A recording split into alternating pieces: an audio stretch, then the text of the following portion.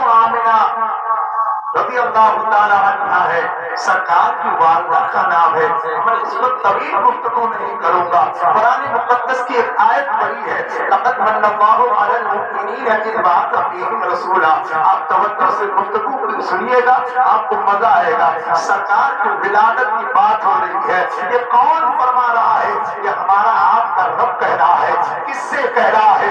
مومنوں سے کہہ رہا ہے۔ احسان کس پر رب نے کیا ہے؟ مومنوں پر احسان کیا ہے۔ حضرات دیکھو، ایک دوسری قرآن مقدس کی دوسری آیت ہے، یریدون ان یطفئوا نور اللہ بافواہہم واللہ متم نورہ ولو کرہ الکافرون۔ اللہ تبارک و تعالیٰ اس میں فرماتا ہے کہ کافر چاہتے ہیں کہ اللہ کے چراغ کو، اللہ کے نور کو بجھا دے، لیکن اللہ تبارک و تعالیٰ کے نور کو بجھا نہیں پائیں گے، بلکہ اللہ تبارک و تعالیٰ اپنے نور کو روشن کرے گا۔ اب آؤ ذرا توجہ سے سننا، حضرت آدم علیہ السلام کی ولادت بسعادت ہوتی ہے۔ آؤ دیکھو، حضرت آدم علیہ السلام کا پتلا اللہ تیار کرتا ہے اور دھونے میں اللہ نے جان ڈالی۔ توجہ سے سننا، وَإِذْ قُلْنَا لِلْمَلَائِكَةِ اسْجُدُوا لِآدَمَ فَسَجَدُوا إِلَّا إِبْلِيسَ۔ اللہ تعالیٰ نے جب حضرت آدم کو پیدا فرمایا اور آپ کے اندر روح ڈالی تو تفسیر نعیمی میں لکھا ہوا ہے، حضرت آدم کے پتلے کے اندر جب روح ڈالی گئی تو روح اندر جاتی، پھر باہر آتی، پھر اندر جاتی، پھر باہر جاتی۔ روح کو قرار نہ ملا، روح کو چین نہ ملا، روح کو قیام نہ ملا، روح کو تسلی نہ ملی، روح کو تسکین نہ ملی۔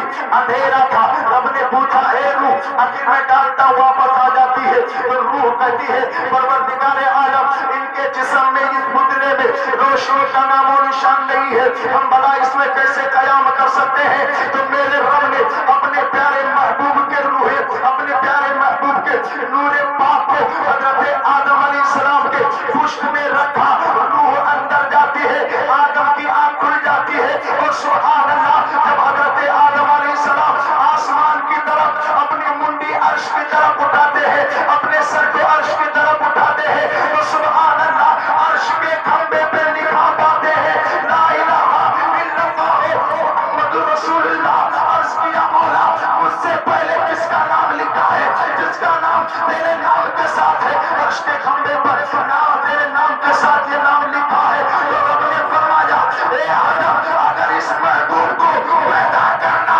مقصد نہ ہوتا تو آدم تمہیں بھی پیدا نعرے تکبیر سے سننا۔ کریم صلی اللہ تعالیٰ علیہ وسلم کے نور پاک کو آدم کی پیشانی میں، آدم کے پشت میں رکھا۔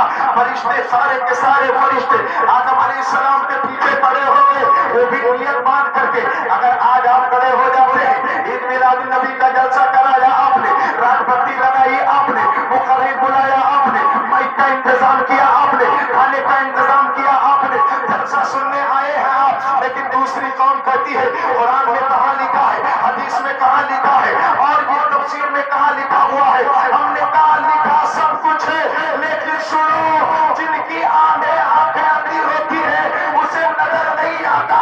ارے چمگادڑ دن میں، چمگادڑ دن میں سورج نہیں دیکھتا تو اس میں سورج کی کمی نہیں بلکہ اس کے آنکھوں کی کمی ہے۔ تو آنکھ لگاؤ، نبی کا نور شامل کرو، خدا کی قسم نبی کی سیرت بھی ملے گی، نبی کی صورت بھی ملے گی اور نبی کا میلاد۔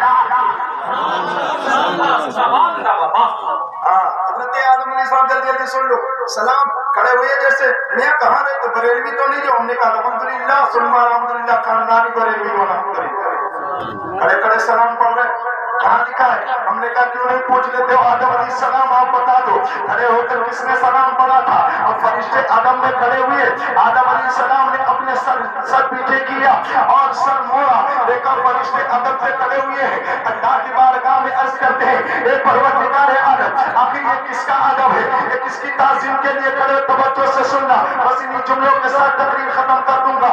آؤ دیکھو اللہ نے فرمایا اے آدم یہ میرے محبوب کا نور پاک ہے۔ آدم علیہ السلام سبحان اللہ جب اعتراض کرتے ہیں، اللہ رب العزت نے نور کو اٹھایا، آدم کی پیشانی متھے پہ رکھ دیا، اور فرشتے جو پیچھے کھڑے تھے سب آگے آ کر کے کھڑے ہو جاتے ہیں۔ آدم علیہ السلام لیکن دیکھتے ہیں، کہتے ہیں مولا یہ تیرے محبوب کا نور ہے، اے پروردگار کسی ایسی جگہ رکھ دے تاکہ میں بھی اس نور کو زیارت اللہ تبارک و تعالیٰ نے اس نور پاک کو آدم کے انگوٹھے میں رکھا تو سبحان اللہ عشق اتنا بڑا قرار نہ پائے. آدم نے دیکھا نور سے اتنا لگا ہوا کہ ہونٹوں سے لگا کے آنکھوں پہ لگا لیا, گھوم لیا, پتا چلا نام محمد پر انگوٹھا چومنا یہ میری سنت نہیں, میرے باپ آدم کی سنت ہے. سبحان. تو اللہ کہتا ہے کافر چاہتے ہیں کہ نور کو مٹا دیا جائے, لیکن فانوس بن کے جس کی حفاظت ہوا کرے, میاں وہ شمع کیا مجھے جسے روشن خدا کرے. آدم کا نور آیا, آدم علیہ السلام دنیا میں تشریف لائے, 300 سال تک روتے رہے. کتنے؟ بولو بولو کتنے؟ ہمیں 300 سال تک روتے رہے جی. لیکن آج ہم اور آپ کا حال یہ ہے کہ گناہوں پہ گناہ کرتے رہتے ہیں, لیکن رونا تو درکنار, کبھی اس سے ہم غمزدہ بھی نہیں ہوئے, کبھی ناخوش نہیں ہوئے, بلکہ گناہ کرنے کے بعد ہم فخر محسوس کرتے ہیں کہ فلاں کو ہم نے دھوکہ دے دیا. یاد رکھو تم دنیا والوں کو دھوکہ دے سکتے ہو, لیکن جس رب نے تمہیں پیدا کیا ہے اسے تم کبھی دھوکہ نہیں دے سکتے. اس لیے کہ اِنَّ بَطْشَ رَبِّكَ لَشَدِيدٌ, بے شک تمہارے رب کی پکڑ بہت. 300 سال تک روتے رہے. اب ذرا ولادت کی بات سن لو. تقریر حضرت علامہ مٹا دی. حضرت آدم علیہ السلام کی پیشانی میں نور آیا, اس کے بعد میں حضرت شیش کے پاس آیا, اس کے بعد یہ نور پاک چلتا چلتا حضرت نوح علیہ السلام کے پاس آیا, اس کے بعد حضرت ابراہیم علیہ السلام کے پاس آیا. اللہ اکبر کبیرہ, یہ نور پاک حضرت ابراہیم کے پاس آیا. کافر کیسے چاہتے تھے کہ اس نور کو بجھا دیا جائے. نمرود نے ایک سازش رچی اور حضرت ابراہیم خلیل اللہ کو آتش نمرود میں ڈالنے کے بعد سکون کی سانس لیا, چین کی سانس لیا, اور اپنے دل کو قرار پانے لگا وہ, اور سوچنے لگ گیا یار اب تو چلا گیا یہ نور, اب تو اس کا کام ختم ہو گیا, ہم نے اس کو آگ میں ڈال دیا, ابراہیم کو آگ میں ڈال دیا. لیکن سبحان اللہ اس کو پتا نہیں تھا یہ صرف ابراہیم نہیں ہے بلکہ یہ آقا کریم کے نور کے امین بھی بن کر کے آئے ہیں. نور مصطفیٰ ان کی پیشانی میں ہے, نور مصطفیٰ ان کے سر میں ہے, ان کے پشت میں ہے. اللہ اکبر کبیرہ, کتابوں میں آتا ہے جب آتش نمرود میں حضرت ابراہیم گئے تو جہاں جہاں قدم رکھتے ہیں سبحان اللہ انگار دھول بن جایا کرتے ہیں. آتش کا نام بولے کوئی سارا سوچا تھا نور کو مٹا دیں گے, لیکن سبحان اللہ فانوس بن کے جس کی حفاظت ہوا کرے وہ شمع کیا مجھے جسے روشن خدا کرے.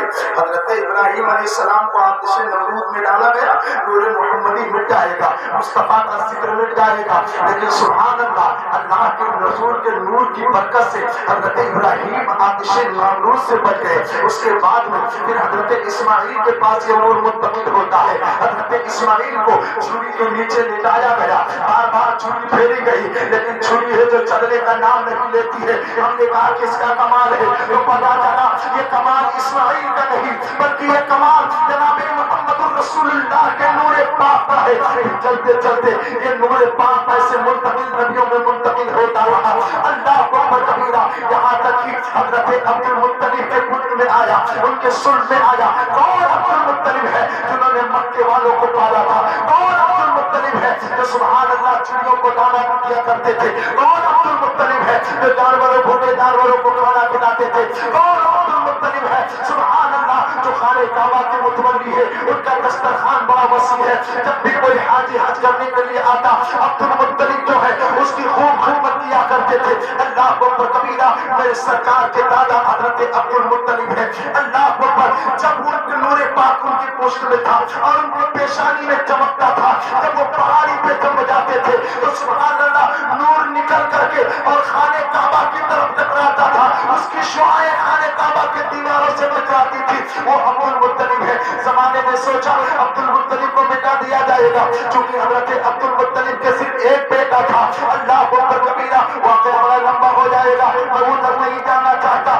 بتانا یہ چاہتا ہوں اللہ تبارک و تعالیٰ نے نور قدس کے ذریعے, اپنے فرشتوں کے ذریعے, اپنی رحمت کے ذریعے حضرت عبد المطلب کی حفاظت فرمائی. اس کے بعد میں بھی وہ نور پاک حضرت عبداللہ کی پیشانی میں آیا, ان کے سلب میں آیا. توجہ سے سننا مسلمان ہے, اور حضرت عبداللہ ہے جو سرکار کے والد گرامی ہے، اللہ اکبر کبیرہ۔ اور سنو، تورات اور انجیل میں پڑھنے والوں نے پڑھا تھا، یہودیوں نے پڑھا تھا، ایک نور آئے گا، اب بنی اسرائیل سے بنی ہاشم کی طرف نبوت منتقل ہو جائے گی۔ جیسے ان لوگوں نے سوچا عبداللہ جوان ہو چکے ہیں، عبداللہ کا چہرہ دیکھ کر کے کسی یہودی نے کہا کہ ان کے شکل کے پیشانی میں نور مصطفیٰ ہے، تو سبحان اللہ، نور مصطفیٰ کی چمک سے لوگوں کی آنکھیں چکا چوندھ ہو جاتی تھی۔ اللہ اکبر کبیرہ۔ عبداللہ کے حسن کا کوئی جواب نہیں، عبداللہ کے جمال کا کوئی جواب نہیں، عبداللہ کے کردار کا کوئی جواب نہیں، عبداللہ کی سیرت کا کوئی جواب نہیں، اور ہوتا بھی کیسے؟ اس لیے کہ جناب محمد رسول اللہ کے والد جو تھے، سبحان اللہ۔ آؤ دیکھو، یہودیوں نے سازش رچا، آؤ یہودی شام کے بازار میں سازش رکھتے ہیں، اور جب یہودیوں نے ایک شخص کو مقرر کیا، اے فلاں جا اور عبداللہ کو قتل کر کے آئے گا تو میں تجھے انعام و اکرام دوں گا، تجھے بہیرے جواہرات دوں گا، اس لیے کہ عبداللہ کو قتل کرنا ضروری ہے۔